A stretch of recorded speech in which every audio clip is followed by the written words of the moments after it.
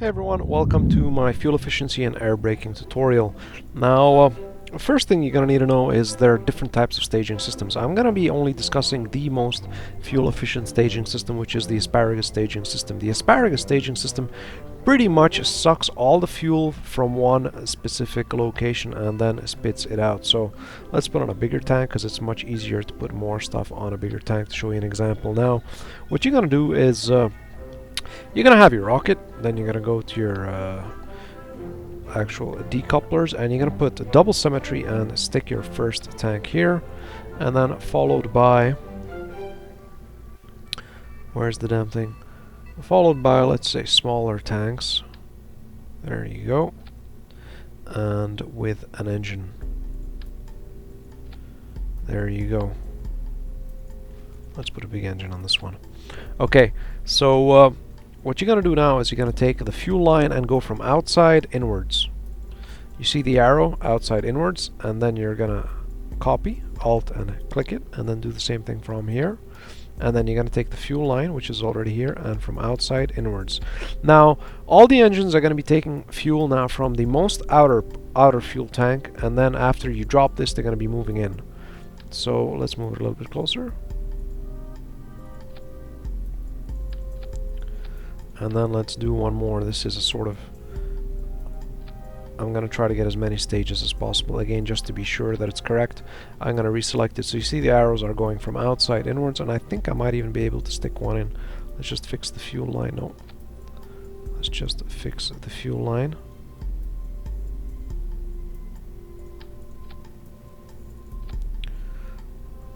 No, I don't like that fuel line connectivity.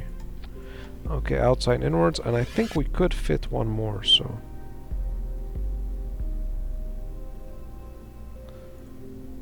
let's see the snap-on angle. Yeah, there we go. So again, outside inwards. So if you do take a look, we are going all the way from out and in here, and it's the same thing symmetrical on the other side, all the way from outside and in. So what we're going to be doing, we're going to be dropping these two, and then these two, and then these two, and then these two, and then finally we're going to have the final one. Of course, we do need to set it up, so we're going to click create a new stage. If you do want to jump to the next point, then just click the annotation above, which will jump to the next point. Otherwise, take a look at how the staging system works. And we're going to move the first two down. We're going to create another point. The next two are going to be dropping, of course, so we're going to move those down as well. And then we're going to take a look at the next two, and let's just see which ones they are. Sometimes they're above or below. That's why I always recheck by moving my mouse over the decouplers. And this is pretty much it. This is an Asparagus stage system. So this should hopefully be very, very effective. So let's get this thing up in the air. So up we go. And if we take a look at the most outer one, it's going to be finishing very, very quickly. We deploy it, and then the next one is up next, so we're going to be finishing that very quickly as well. And as you see, it is the most efficient way of building an actual station. Now, this is again a small example of how to build a rocket. Of course, when you stage it up, I'll show you a large Asparagus staging system, but this is a very fuel efficient way to get as much out of your actual ship as possible and as far as possible.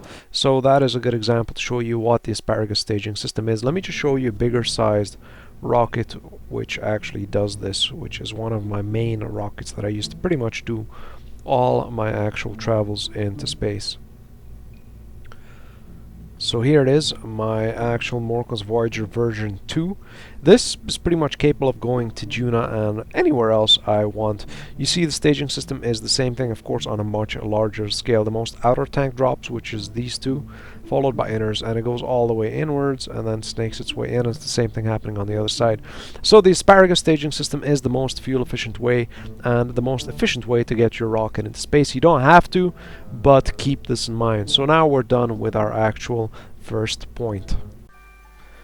Now the next point is, once you're in orbit, is you need to burn at the lowest point possible. So we're going to take a look at our 2 points. We have 609,000 and 636. So our lowest point is at our periapsis.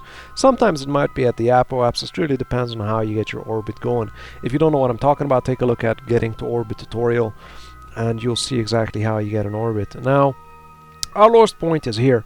So the best way is to burn at the lowest point. Now remember, this is the lowest point, this is the highest point. So pretty much we're climbing up the hill and we are running down the hill. Now if you burn, of course, imagine you have an engine strapped to your back with a fan on it. If you're burning with a fan going down the hill, you're sure as hell going to go a hell of a lot faster. So of course it's more fuel efficient burning when you're going down the hill and you're going to get further away. Remember, when you burn at the opposite ends, you increase that side. That's in case you're completely new to it. So what we're going to do is we're going to speed it up a bit. Let's get as close, not really that close to the periapsis, but we're going to get as close as we could. So I think from here it's safe to say I'm going to slow it down. I'm going to start actually burning my actual engines here. So let's start burning. There we go. It's burning nicely. And you see we are getting closer to it. Now remember, the most fuel efficient way is to burn before the periapsis, you know, and once you're after the periapsis, you're burning just a little bit more fuel, because remember, now you're starting to go up the hill, so you need more energy to go up the hill. Now I would usually I do burn it a little bit after the periapsis. I cut it maybe somewhere around here, and then I make the circle again. But you know, you can burn a little bit more if you don't mind spending a little bit of more fuel. Of course, you do see my apoapsis is increasing, my actual orbit is increasing. So I'm going to let it burn up a bit until I get a little bit further. You know, I don't mind burning a little bit of extra fuel, so let's get a little bit further up, and let's take a look at my actual orbit now. 1.3, maybe around 1.5. I'll stop it, and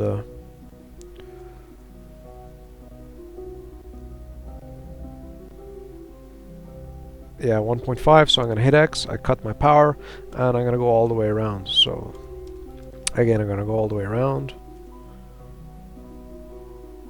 and stop it again before, and I'm gonna start burning. You can say, no, that's a little bit too far. Hold on a second, let's get it a little bit closer. Yeah, I'm gonna start burning from there again. So as you see, I am burning again just before I reach it, and I'm gonna get more bang for my buck in terms of fuel. So you're gonna spend less fuel, of course, to try to increase your orbit to reach the moon or Minimus or even interplanetary orbit. Of course, you use a hell of a lot less fuel doing it this way. Maybe not a massive amount, but I think around maybe at least 10% fuel saving just by burning, doing this. Because normally what you do, you'd keep burning no matter what, and you'd probably end up somewhere here. And there's a lot of extra fuel being used for climbing up the hill. I don't know, I am really trying to keep it without any official terms, so it's as simple as possible. So I'm probably going to do this around 3-4 times. I'm going to be making circles to get as much fuel out of this actual mission, so I don't spend a lot of fuel. So now we're at 3 million. You know, I'll probably, as you do see, I'm still before my apoapsis, periapsis, I mean, so it's great. Look how far I am from it. So pretty much I am very, very fuel efficient. Look at where I am now, look at my speed, and next time when we go around, you'll see how far I am. So at 4.6 million, it is starting to pick up speed, so this is great. 5 million, we are actually starting to pick up very, very nice speed, and of course the faster we go, the further we get to. So now we're at 6 million. I think we could be able to reach 8 million with this, maybe more. So in total we probably need 3 circles to break our actual orbit. 8 million. See, now we're reaching our actual periapsis, and now we're burning again a little bit extra fuel, and since I'm pretty satisfied with this, I could let it go just a little bit more. I don't mind burning a little bit extra fuel just so I get a little bit further out. And now I'm gonna hit X. No, we're gonna keep burning, we don't want an actual intercept. Hit X. Okay, and go around.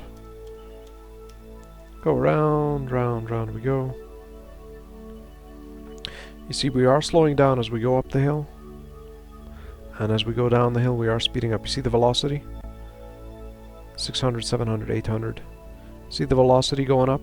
0.5, 0.6, 0.7, down the hill, up the hill. So same thing, let's get a little bit closer. Let's get closer. Hopefully this time we should break free. Ah, that was a little bit too much. Too close. Never mind. So that's what we're going to do all the way until we get interplanetary, which is around 70 million. We should be able to jump out of this solar system. So here we go, and that is it, and out we are. So that's it. This is for our second point in terms of saving your fuel. Burn always at the lowest point going down the hill, and you'll save a good amount of fuel. So let's speed up the time, and let's get out of this planetary solar system and jump to our other solar system.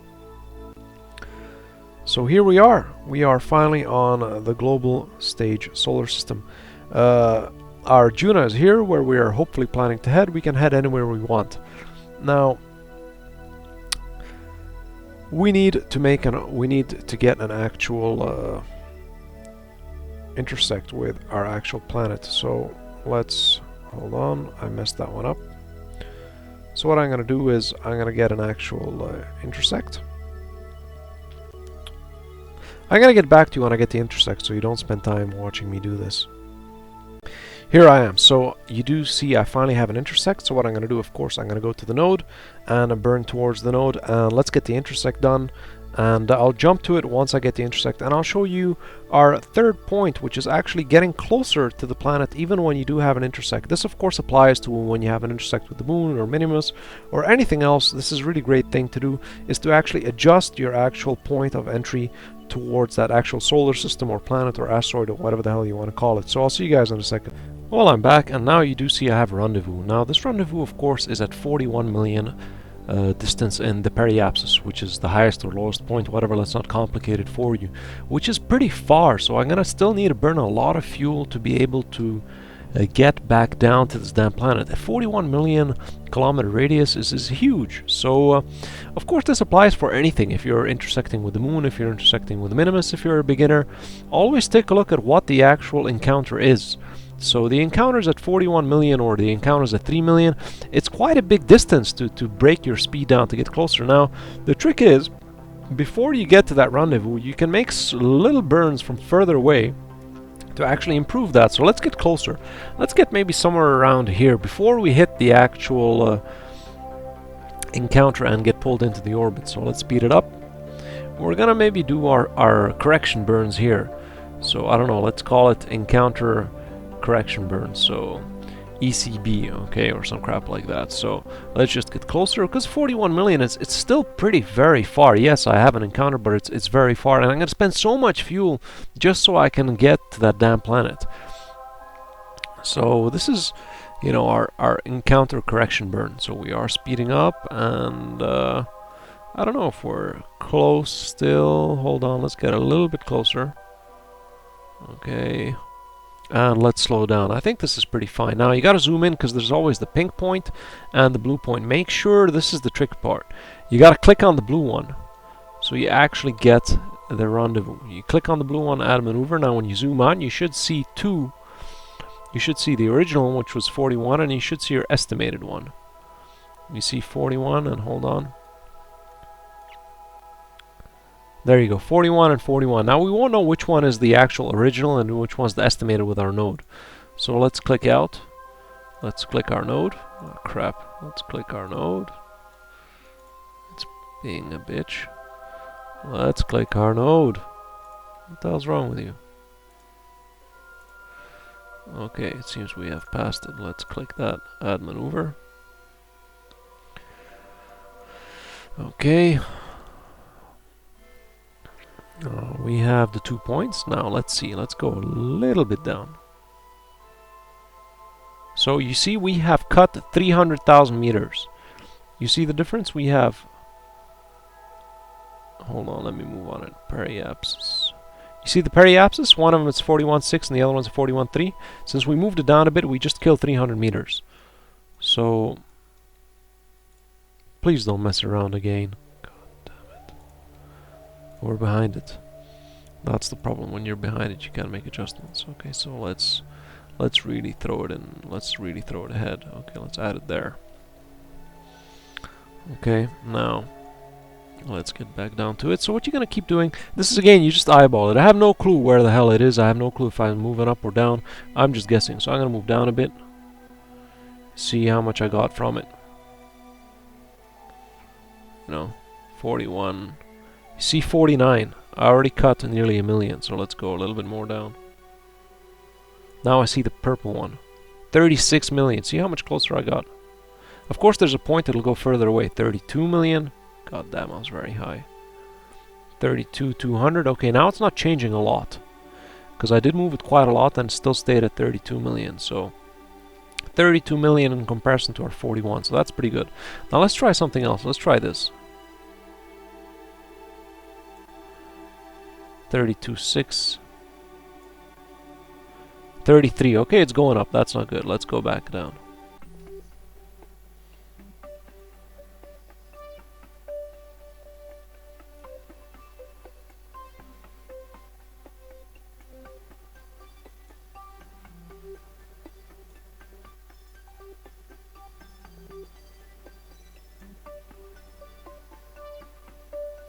$900,000 meters. Now we're talking. 1 million. I'm happy with 900,000 meters. 800,000 meters. Okay, that's cool. So that's exactly what we're gonna do. Now we're gonna go closer. We're gonna speed it up a bit. Let's get our actual ship into position.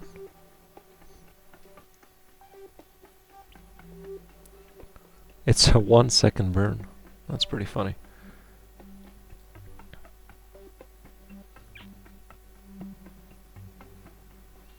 "18 minutes, 17, 16, 15, 14, 12, 10, 9, 8, 7, 6, 5, 3, 2, 1, 0. Ah, okay, minus.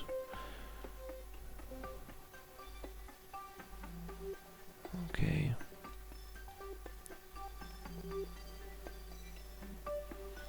T minus 59, 58. Come on. 15. 5 minutes, 4, 3, 2, 1. 47 seconds. 37 seconds. 14, 13. Now this will save you a shitload of fuel. You will have no idea how much fuel this will save you because you spend so much fuel to try to get into the dam, to try to like intersect and land on the planet. So there we go. We have what, 15 second burn to adjust that. 9, 8, 7, 6, 5, 4, 3, 2, 1. There we go. I cut it. Now let's take a look at our intersect. How are we doing? It's a 500,000. That's beautiful. Okay, let's cancel that. 500,000 intersect from 33 million. You know how far that was? So that's pretty much it. We're gonna get closer. And this is in terms of your actual correction burn, your rendezvous correction burn. Of course, you can get it even closer and closer. To get it, you can just keep fiddling around with it. Now, this is in terms of how to do your actual burns and how to burn your engines at the appropriate times to save a lot of fuel. Now, let's have some fun with air braking. So I'll jump to that right now. So then, I'm back. Now, this is a simple example of air braking. I am obviously going into Kerbal's atmosphere. I'm going to be landing. This is my tiny ship. This is an example with a small ship. Now, Kerbal is has a very thick and very high atmosphere in terms of I have a lot of atmosphere. Now look at my speed. Now with this tiny ship, when you're approaching to Kerbal, there's no point in actually trying to slow down now because it's just too damn far. So let's put down a landing gear.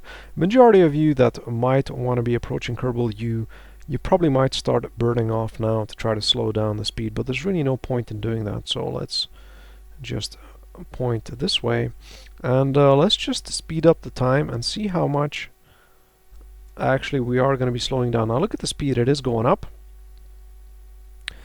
and now it is going very, very quickly down.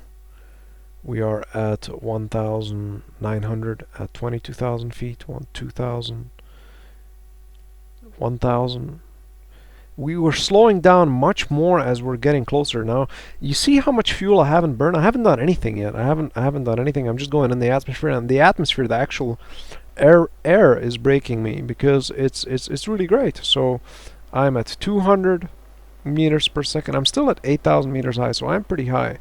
So I'm at 202 210, 208, 219.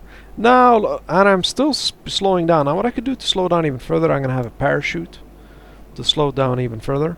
And I'm still not even using my actual engine at all. So I'm at 3,000 meters, and now I could maybe start my actual engine. So I'll start it off now.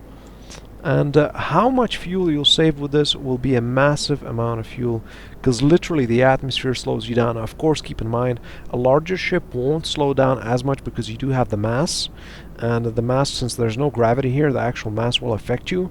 And if there would be no gravity at all, it means pretty much, if there's no gravity at all, it means pretty much that there's no actual atmosphere in the actual asteroid. So you got to keep in mind, you got to make sure that the actual asteroid or planet or whatever you're heading to has an atmosphere. That will slow you down. If there is no atmosphere, then nothing will slow you down. Then there's no way you can use air braking. So do keep that in mind. You can only use air braking with planets with atmospheres such as Juno and Lathe and other atmospheres such as that. Now, this is with a small ship. As you do see, I did manage to use a very little amount of fuel to get very close. With a larger ship, I probably couldn't risk air braking that much. I'll probably start burning my engines at maybe, let's say, I don't know, 10,000 meters high. You'd have to retest it. So the great thing is to save it using F5 and then retesting it again and again and again. So this would you know, obviously give you a good idea in terms of how to air brake with a small ship and with a large ship. Now, once you do have experience, you can start messing about using the system when you're actually rendezvousing with planets that actually have atmospheres. So let's take a look at that.